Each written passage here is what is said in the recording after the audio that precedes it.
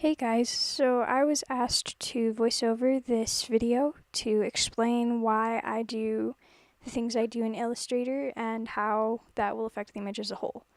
So first we'll go ahead and open Illustrator, set up a new file, and then we'll drop in the picture that we're going to use today, and we're going to scale it down and adjust the artboard size. The artboard is just what you're working on, that's where all your layers go. And then from there we're going to select our pen tool and get to work on the head. Putting in the lips, the nose, etc. And so from there we'll use the conversion tool to make our pointy angles all nice and round. And then we're going to do the eye, and playing with some of the widths of the line to try to convey different thicknesses. The ear is kind of weird because with Illustrator you have to have complete shapes or the image won't keep the color properly. So you have to have the line and a different version of the shape you want to use and put one on top of the other. From there we'll move on to the eye and color in the sclera.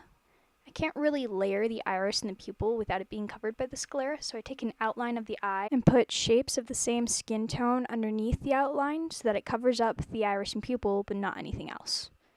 Now we're going to use the pen tool and go ahead and get started on the hair. It's kind of pointy, kind of sharp. That's to keep it one shape so that I can fully fill it with brown color later. And I've gone through and used the convert tool to make everything nice and round, so I know for certain it's all one shape, so it should color properly. And it should start to look a little bit like curly or wavy hair, hopefully.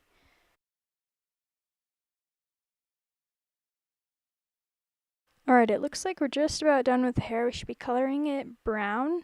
Yep. We're going to layer the ear, lower the opacity of everything so that we can go through and start up the neck. It's pretty much the same process. You make the shape, you smooth out the edges and corners. So because of that, I'm going to go through and actually explain what this art is based off of as we start up the shirt. It's pretty much sort of fan art for the story of Eros and Psyche, or Cupid and Anima, and their little baby girl. It's a very cute story. I really like it. Alright, it looks like we've moved on to the hand, which is kind of difficult, honestly. It's got a lot more spikes and a lot more curves to try to get the shape of the fingers down.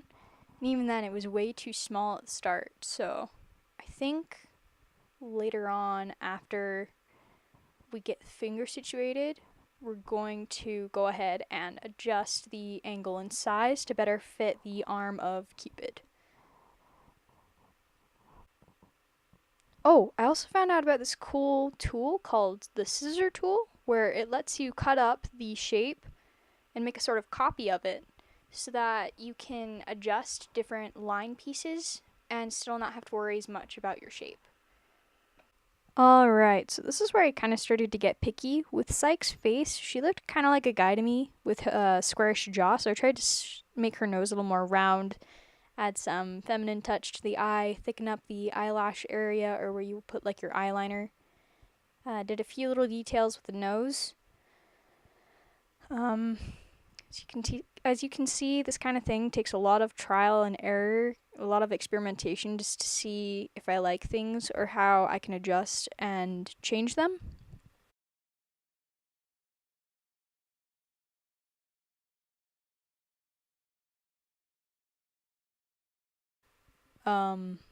Looks about done almost.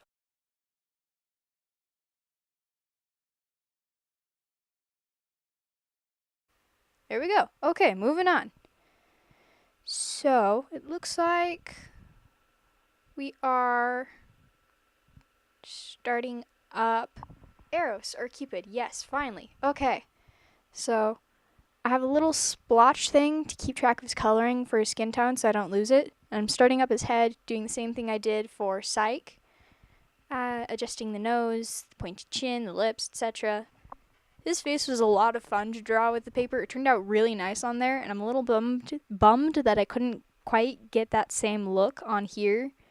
But oh well, that'll probably come with practice. Alright, fill in the face with the skin tone. Make it look all pretty, give him his eyeballs.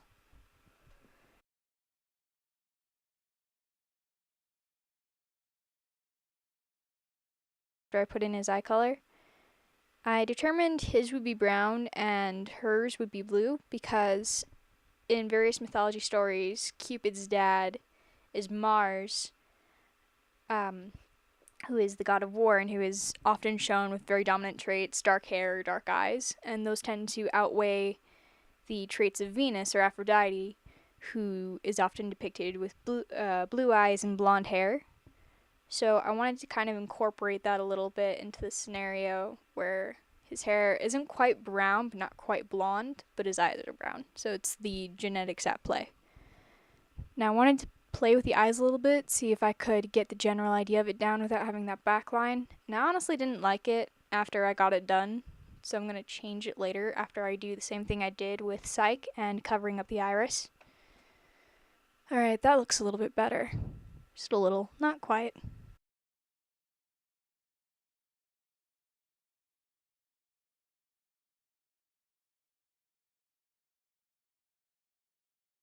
Ah, great, we're starting the hair. So, his hair was a lot of fun. It was kind of hard and it took a long time because of all the different nooks, crannies, and just wavy curls.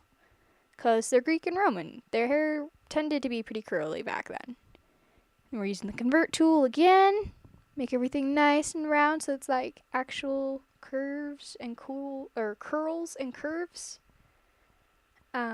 I kind of cheat my way through shape building sometimes and don't get the general actual shape of the head or the face like you saw with the faces and the heads of the pair.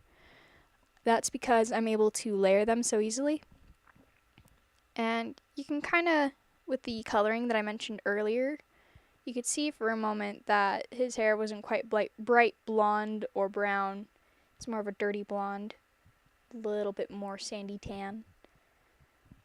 Now I literally copied the line swiggle in Psyche's ear onto Eros or Cupid's ear because I really didn't want to do all that again. It took forever, just no thank you.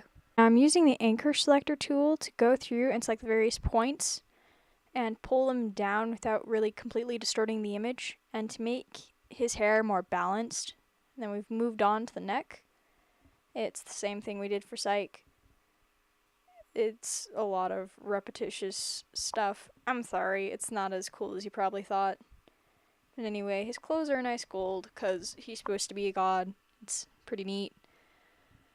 In the story, he gives Psyche ambrosia after she completes various trials that Aphrodite or Venus gives her.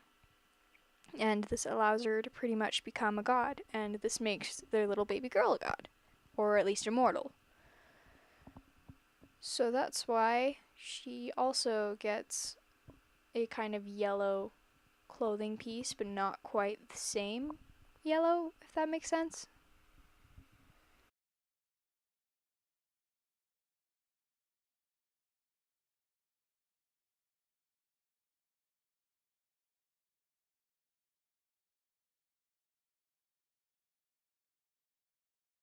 Alright, moving on to the hand. This one is much easier than Psyche's was. I played with the points a little bit, tried to make them more square because that's the knuckle area.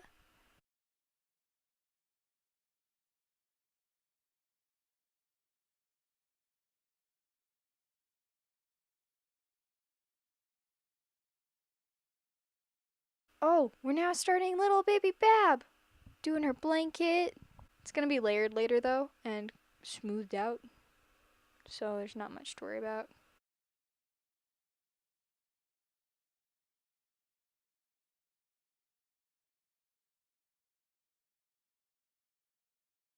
We're gonna add in the blanket wrinkles, smooth out her knees, and add a little boop for her arm to come out of where it's pulling the blanket out. Do her hair, nice little curls.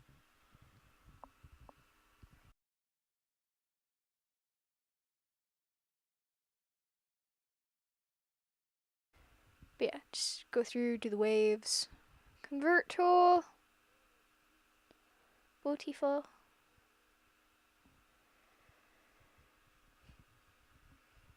Ah, BS the head shape. Just get the main, what you're going to see down Figure out that little mouth, make it not a wah, but a little smile. Eyeballs. Make it nice and round.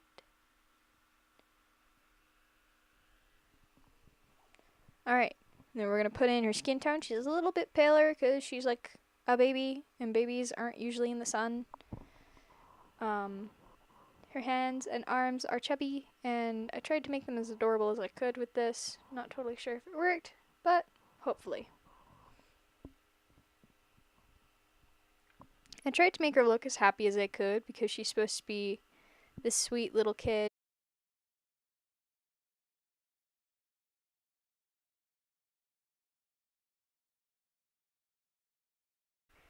And it's adorable. I love her. She's got her cute little purple blanket. Now my sister said she was too small, so I tried to adjust the size later. And then give her her little wings because she's probably going to take those from Dad. Now I did kind of a no-no with this thing. I had multiple layers like you would in Photoshop, but this whole thing runs on layers. So I took all the layers from everybody and put them onto one whole layer so that I can adjust the different shapes and kind of stack them how I need them to. So, when you're working in Illustrator, avoid using like the add new layer tool as much as you can because you don't really need it. Alright, we are moving on to Cupid's wings, signature wings. They're a little more detailed than some other things on here, like the sort of feathers here and there. Use the anchor tool again to select things and move it up so that it looked nicer. We're going through and doing the feathers, adding a few that weren't there before. We've moved on to his eye. Ah, yes, there it is. That is perfect. Good eye. And some blanket wrinkles, because fabric don't just hang, it goes wrinkly. Shape builder tool. Okay, this was a pain in the butt. I thought I could get away with making a sort of silhouette kind of thing to go through and add a glow. So I thought to myself, oh, we'll just put together a bunch of shapes based off of their main shapes. But this took forever, okay? No, it just didn't work out, so I cut out a majority of this part. Like, you can see how long that loading bar was there. That was at a faster speed than it actually was. So I tried to play with a gold gradient, but it didn't quite go as I wanted, so I started using some funky ellipses, adjust them here and there, and then I filled those with radial gradients, make them look nicer.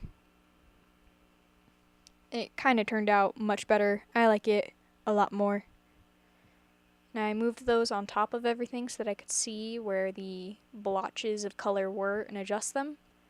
Then I used some different layer types, experimented, tried to see what looked best.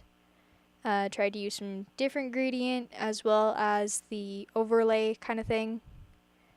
Add in some shading to the baby's blanket, make it look a little nicer. Clean it up just a bit. This also was a mini experiment, see how well I could do shading and that kind of thing in this program. And it turned out pretty good. Yeah, it's really great for the hard shadows, but if you're wanting a gradient shadow, I would probably recommend something like Photoshop or tinkering around with this more when you have time. I tried to mess with the opacity in the pink to make it not as in your face. Add a little feathers to the baby's clothes and we're done. Feel free to like, comment, or subscribe for more content.